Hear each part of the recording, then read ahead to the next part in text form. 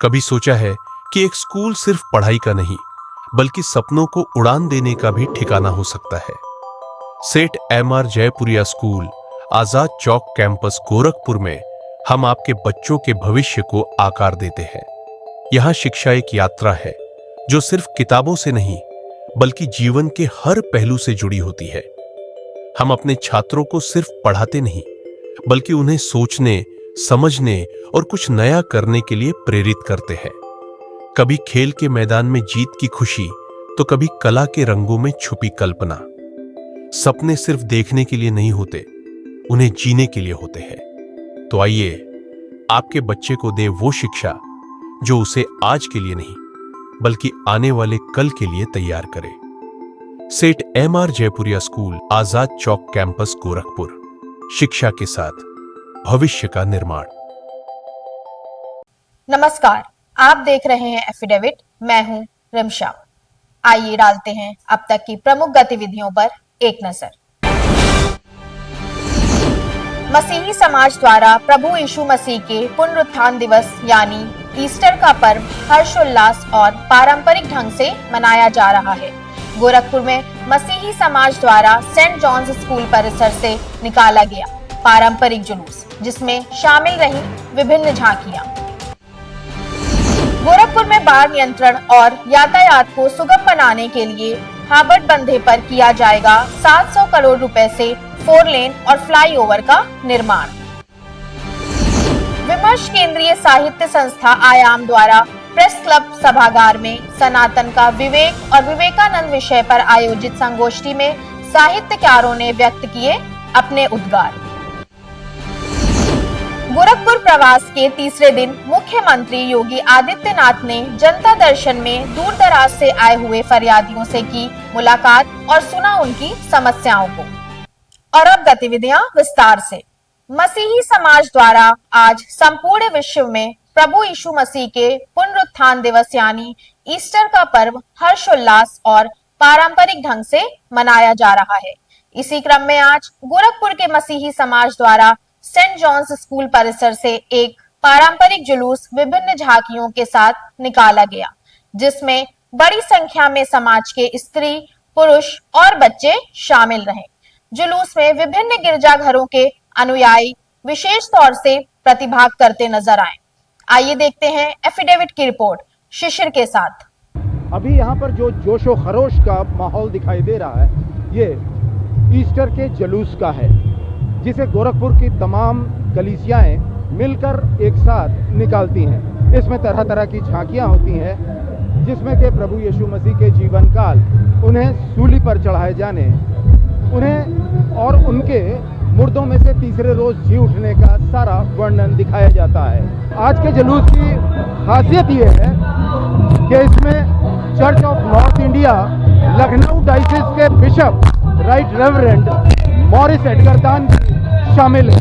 देखिए, सारा संसार ईस्टर को मना रहा है, पुनरुत्थान दिवस को मना रहा है। आज ही के दिन प्रभु यीशु मसीह मुर्दों में से जिंदा हो गए, उन्हें सलीब पर चढ़ाया गया, तीसरे दिन वो मुर्दों में से जी उठे और सारा संसार ईस्टर को मना रहा है, पुनरुत्थान दिवस को मना रहा है। आज ही के दिन प्रभु यीशु मसीह जिंदा हुए, इसलिए हम लोग खुशियां मना रहे हैं और ये संदेश चारों तरफ फैला रहे हैं कि प्रभु यीशु मसीह मुर्दों में से जिंदा हो गया। आपकी नज़र में इस जुलूस का क्या महत्व है? हमारा महत्व ये है कि हम सबको बताना चाहते हैं कि एक बड़ी खुशी है, मसीह समाज के लिए बड़ी खुशी की बात है कि प्रभु यीशु मुर्दों में से जिंदा हुआ। एक नई आशा का संचार हम सब के लिए हुआ है कि हम अगर उस पर विश्वास करें तो हमेशा की जिंदगी हमारी हो जाएगी।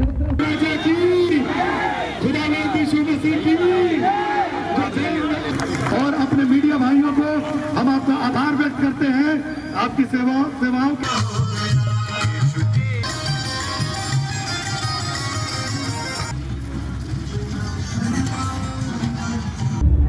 आज ईस्टर है, यानी कि प्रभु यीशु मसीह का पुनरुत्थान दिवस। आज के दिन प्रभु यीशु मसीह मृत्यु पर विजय पाकर मुर्दों में से जी उठे थे। एफिडेविट से मैं अपने सहयोगी पंकज के साथ शिशिर बोस। गोरखपुर में बनाए गए हाबड़ बंधे के कारण बाढ़ से बचाव में बहुत हद तक सहयोग प्राप्त होता है, क्योंकि गोरखपुर चारों ओर से जल से घिरा हुआ क्षेत्र है। इसके पूरब में रामगढ़ ताल, उत्तर की तरफ चिलवा ताल, पश्चिम की तरफ राप्ती नदी और पश्चिम उत्तर में रोहिन नदी घेरे हुए है।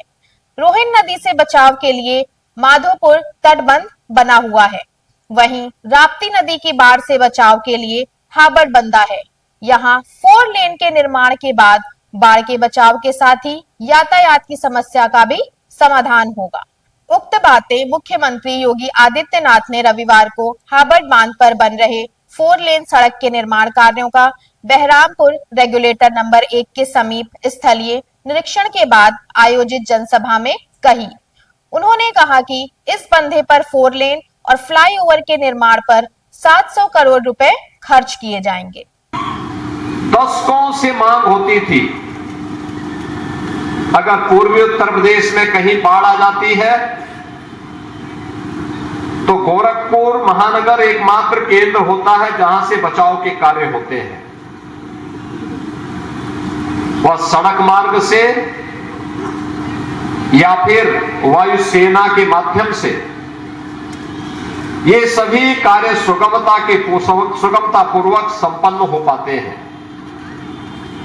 लेकिन दशकों से मांग हो रही थी कि सिटी के बचाव के लिए उचित उपाय किए जाएं।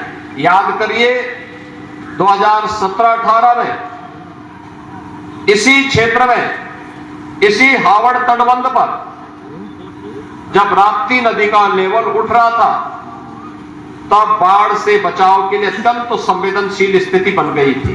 काफी मशक्कत के बाद उस तटबंध को बचाया जा सका था। पूर्वोत्तर रेलवे के गोरखपुर स्थित रनिंग रूम में पहले की तुलना में अब अत्याधुनिक मूलभूत सुविधाएं उपलब्ध कराई जा रही हैं। लोको पायलटों के लिए बनाए गए सभी कमरे और डाइनिंग एरिया को वातानुकूलित कराया गया है। साथ ही भोजन की गुणवत्ता को भी और अधिक बेहतर किया जा रहा है। सीपीआरओ ने रनिंग रूम का निरीक्षण कर वहां मौजूद रेल कर्मियों, लोको पायलटों और अन्य कर्मियों से मुलाकात की। सीपीआरओ और सहायक महिला लोको पायलट ने रनिंग रूम से जुड़ी जानकारियां देते हुए कहा, जो सीट पहले हुआ करती थी और अभी की सीट जो जिसपे लोको पायलट बैठ के ट्रेन को चलाते हैं उसमें बहुत परिवर्तन है। बहुत कंफर्टेबल एर्गोनॉमिक वाली सीटें लगी हुई हैं। साथ ही साथ इसमें अब एयर कंडीशनिंग भी की जा रही है। मैं पूर्वोत्तर रेलवे की बात करूं तो कुल 176 इलेक्ट्रिक लोकोमोटिव्स हमारे यहाँ ऐसे हैं जिसमें एयर कंडीशनर्स लगे हुए हैं, यानी कि वातानुकूलित हैं, और 90 लोकोमोटिव्स ऐसे हैं जिसमें एयर कंडीशनर्स लगाने के लिए प्रॉपर कॉन्ट्रैक्ट किया जा रहा है, क्योंकि उसकी स्वीकृति रेलवे बोर्ड से मिल गई है। सबसे पहले तो नॉइस का देख लीजिए। डीजल में पहले बहुत ज्यादा शोर होता था, आप एक दूसरे से बात नहीं कर सकते। सिग्नल कॉल आउट भी हमें चिल्ला चिल्ला के करना पड़ता था एलपी को ताकि सुनाई दे। लेकिन अभी का ऐसा है कि हम इलेक्ट्रिक इंजन में बहुत नॉर्मल, बहुत ज्यादा हाई पिच में भी नहीं बोलना होता। नॉर्मली एक दूसरे से कोई भी बात बोल सकते हैं। कुछ भी इमरजेंसी भी रहे तो बहुत चिल्लाना नहीं पड़ेगा, हम बहुत आराम से बातचीत कर सकते हैं, एक दूसरे की बात समझ और सुन सकते हैं। गोरखपुर प्रवास के तीसरे दिन आज मुख्यमंत्री योगी आदित्यनाथ ने जनता दर्शन में दूर दराज से आए हुए फरियादियों से मुलाकात कर उनकी समस्याओं को सुना और मौजूद संबंधित अधिकारियों को न्याय संगत कार्रवाई करने के निर्देश दिए। 125 साल पहले स्वामी विवेकानंद कहते हैं, क्या पाप से भी पवित्रता की उत्पत्ति हो सकती है? वे कहते हैं, अंधविश्वास मनुष्य का महान शत्रु है, पर धर्मांधता तो उससे भी बढ़कर है। विमर्श केंद्रीय साहित्य संस्था आयाम द्वारा प्रेस क्लब सभागार में सनातन का विवेक और विवेकानंद विषय पर आयोजित गोष्ठी में ये उद्गार प्रतिभाग कर रहे। आयोजित संगोष्ठी में डॉक्टर अवधेश प्रधान, डॉक्टर माधव कृष्ण, प्रोफेसर राजेश मल्ल एवं प्रोफेसर चित्तरंजन मिश्र के विचार रहे। डॉक्टर अवधेश प्रधान ने सनातन का विवेक और विवेकानंद के संदर्भ में अपने उद्गार व्यक्त करते हुए बताया। स्वामी विवेकानंद पर चर्चा करना इसलिए जरूरी है कि उन्होंने वास्तव में धर्म के वास्तविक स्वरूप को स्पष्ट करते हुए जो सर्वधर्म समन्वय का संदेश दिया, उसका महत्व न केवल भारत के लिए बल्कि सारी दुनिया के लिए बहुत महत्वपूर्ण है। और आज तो उसकी ज़रूरत और ज़्यादा बढ़ गई है, क्योंकि विभिन्न धर्मों को मानने वाले आखिर कब तक आपस में कलह करते हुए किसी निर्णय तक पहुंचेंगे। सच्चाई तो यही है कि दुनिया लड़ते झगड़ते हुए आगे नहीं बढ़ सकती। इसलिए बहुत ज़रूरी है कि ये जो विभिन्न धर्म हैं उनको मानने वाले चाहे जहाँ भी हों अपने देश में, इसलिए भी कि इस देश में शुरू से ही विभिन्न धर्मों को मानने वाले रहें, इसलिए यह अपने आप में एक बहुत बड़ी प्रयोग स्थली है। राष्ट्रीय लोक दल के पूर्वी प्रदेश अध्यक्ष इंजीनियर संतोष कुमार मिश्रा ने आज कांग्रेस प्रदेश अध्यक्ष के समक्ष कांग्रेस पार्टी की सदस्यता ग्रहण कर ली। उन्होंने कहा कि वह कांग्रेस पार्टी में इसलिए शामिल हो रहे हैं कि उनकी सैद्धांतिक विचारधारा बढ़ती हुई महंगाई और बेरोजगारी के प्रति अति संवेदनशील है, साथ ही लोकतांत्रिक मूल्यों में उसकी आस्था है। आइडियोलॉजी है जो कांग्रेस का जो मिशन है, जो कांग्रेस की सोच है, उससे मैं 100% इत्तेफाक रखता हूँ। मैं उनके विचारों के साथ चलना चाहता हूँ और बचपन से मैं कांग्रेस की विचारधारा से जुड़ा रहा हूँ और इसलिए मुझे सत्ता पक्ष कौन है, सत्ता पक्ष में किधर जाना, ये विषय नहीं था। ये विषय था जहाँ पर पार्टी हित में, जो जनहित में जो पार्टी काम कर रही है उसके साथ मुझे रहना है। और अब हमें दीजिए इजाजत, देखते रहिए एफिडेविट। धन्यवाद।